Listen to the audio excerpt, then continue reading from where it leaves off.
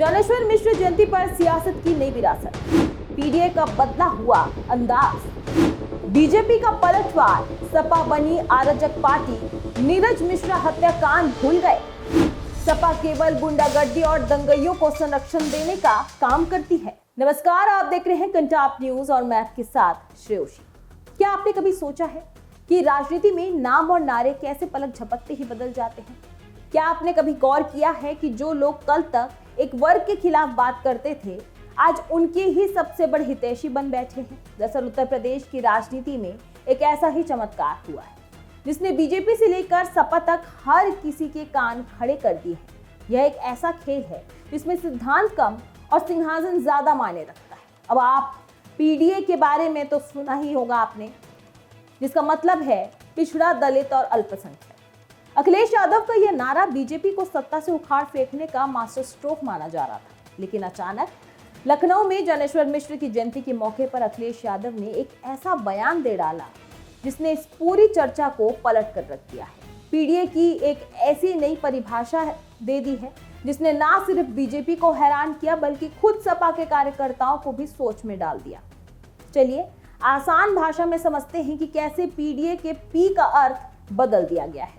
वो सुबह लखनऊ की हवा में हल्की ठंडक थी, लेकिन समाजवादी पार्टी के दफ्तर के अंदर सियासत की गर्माहट महसूस की जा रही थी। मौका था समाजवादी पार्टी चिंतक ज्ञानेश्वर मिश्र की जयंती का। सपा प्रमुख अखिलेश यादव ज्ञानेश्वर मिश्र पार्क जाने वाले थे, लेकिन उन्हें परमिशन नहीं मिली। इसके बाद उन्होंने पार्टी दफ्तर में ही श्रद्धांजलि अर्पित की और कार्यकर्ताओं को संबोधित किया। अखिलेश ने मन संभालते ही सीधे बीजेपी सरकार पर निशाना साधा। उन्होंने साफ कहा कि सरकार ने उन्हें पार्क में कार्यक्रम करने की इजाजत नहीं दी क्योंकि बीजेपी समाजवादी विचारधारा से डरती है। लेकिन अखिलेश का सबसे बड़ा धमाका अभी बाकी था। देखिए, लोग पीडीए की बात करते हैं और पीडीए की नई नई परिभाषा बनाते हैं। जब से पीडीए से वो लोग हारे हैं तब से पीडीए की नई नई परिभाषा बना रहे हैं वो लोग, लेकिन वो लोग भूल गए हैं पीडीए में पीडी पंडित का ही शुड फॉर्म है। जो लोग पीडीए की परिभाषा समय समय पर दूसरी बनाते हैं, वो जान लें कि पीडीए में पीडी जो है वो पंडित का शॉर्ट फॉर्म है, और जितनी पीड़ा दोगे, पीड़ा बढ़ाओगे, उतना ही पीडी और मजबूत दिखाई देगा। पी फॉर पंडित। अखिलेश का यह एक शब्द पूरी सियासत को हिला देने के लिए काफी था। अब तक पीडीए का मतलब पिछड़ा, दलित और अल्पसंख्यक था, लेकिन अब अखिलेश ने इसे पंडित, दलित और अल्पसंख्यक बना दिया था। क्या यह ब्राह्मण वोट बैंक को साधने का एक नया दांव है या फिर बीजेपी को ब्राह्मण विरोधी दिखाने की कोशिश? अखिलेश ने सिर्फ नारा ही नहीं बदला बल्कि ब्राह्मण समाज पर हो रहे कथित अत्याचारों का मुद्दा भी उठाया। विकास दुबे एनकाउंटर की याद दिलाते हुए उन्होंने एक ऐसा आरोप लगाया जिसने कानपुर के उस कांड की यादें ताजा कर दी। अखिलेश ने शंकराचार्य के अपमान का मुद्दा उठाया, प्रयागराज के त्रिवेणी संगम का जिक्र किया और गोरखपुर से लेकर डिप्टी सीएम ब्रजेश पाठक तक भी तंज कसा है। उन्होंने दावा किया कि बीजेपी सरकार ब्राह्मण समाज का अपमान कर रही है और उनके लोगों पर झूठे मुकदमे लगा रही है। लेकिन अखिलेश के इन आरोपों ने बीजेपी को आग बबूला कर दिया। बीजेपी के फायर ब्रांड नेता और डिप्टी सीएम ब्रजेश पाठक ने तुरंत पलटवार किया है। उन्होंने अखिलेश यादव को उनकी पार्टी की पुरानी कार्यशैली याद दिलाई और उन्हें अराजकता का प्रतीक बताया। ये समाजवादी पार्टी का ब्राह्मण सम्मेलन से कोई लेना देना नहीं है। आज पूज्य ज्ञानेश्वर मिश्र जी की जयंती है। मैं भी उनकी स्मृतियों को नमन करता हूँ, प्रदेश सरकार की तरफ से श्रद्धा समर्पित करता हूँ, और इनका ब्राह्मण समाज से और सर्व समाज से कोई लेना देना नहीं। ये खुद कंफ्यूज है। कभी पीडीए की बात करते हैं, कभी अगड़े को अगड़ा बताते हैं, कभी अगड़े को अल्पसंख्यक बताते हैं, और कभी ये कुछ नया फार्मूला लेके चले आते हैं। केवल तुष्टीकरण की पॉलिटिक्स में लिप्त है, वोट बैंक बन जाए, काम इन्हें करना नहीं है। जब सरकार आती है तो गुंडाई को बढ़ावा देते हैं, अराजकता को बढ़ावा देते हैं।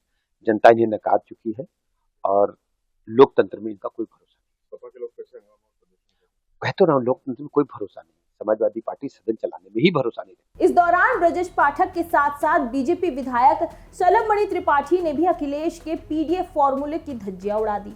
उन्होंने कहा कि अखिलेश ने इस मुद्दे का मजाक बना रखा है और ब्राह्मण समाज इतना नादान नहीं है कि उनकी बदलती हुई राजनीति व्याख्याओं को स्वीकार कर ले।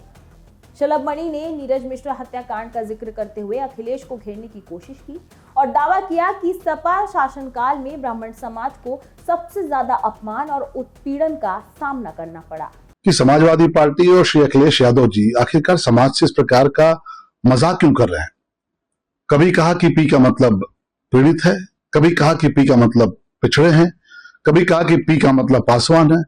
कल उन्होंने एक कार्यक्रम किया और कहा कि पी का मतलब पंडित है। अखिलेश जी, ब्राह्मण समाज इतना नादान नहीं है, बहुत होशियार समाज है, समाज को दिशा देता है, समाज को गति देता है, आप उसको गुमराह नहीं कर सकते। समाजवादी पार्टी की सरकार में सबसे ज्यादा अगर किसी का अपमान हुआ तो ब्राह्मण समाज का अपमान हुआ, ब्राह्मण अधिकारियों का अपमान हुआ, ब्राह्मण डॉक्टरों का अपमान हुआ, ब्राह्मण नेताओं का अपमान हुआ। और सिलसिलेवार ढंग से आप घटनाओं को उठाकर देखेंगे तो सबसे ज्यादा जमीनें गांव में, अगर गांव में समाज के लोग किसी से पीड़ित रहे तो समाजवादी पार्टी के लोगों से रहे। गांव गांव में जमीनें कब्जा कर ली, गांव गांव में उनके साथ अपराध किया। इनके नेताओं ने किस प्रकार की भाषा बोली। राजकुमार भाटी जी इनके राष्ट्रीय प्रवक्ता हैं, समाजवादी पार्टी के ब्रांड एम्बेसडर कहे जाते हैं। राजकुमार भाटी जी ने ब्राह्मण समाज की तुलना किससे की और आज भी वो पार्टी में मजबूती से बने हुए हैं। इनके नेता टेलीविजन के डिबेट पे बैठते हैं तो बैठ के गाली देते हैं, पोंगा पंडित जैसे शब्दों का प्रयोग किया। तो ब्राह्मण समाज आज योगी जी की सरकार में, मोदी जी की सरकार में अपना एक सम्मान पाके गौरवान्वित महसूस कर रहा है। आज न्याय मिल रहा है, आज उनके साथ जाति के आधार पर कोई दुर्व्यवहार नहीं होता, जाति के आधार पर उनकी जमीनें नहीं लूटी जाती, जाति के आधार पर उनके ट्रांसफर, उनके पनिशमेंट नहीं होते। हम सब तो देखते थे कि समाजवादी पार्टी की सरकार में किस प्रकार का अत्याचार हुआ और इसलिए इनके बहकावे में कोई आने वाला नहीं है।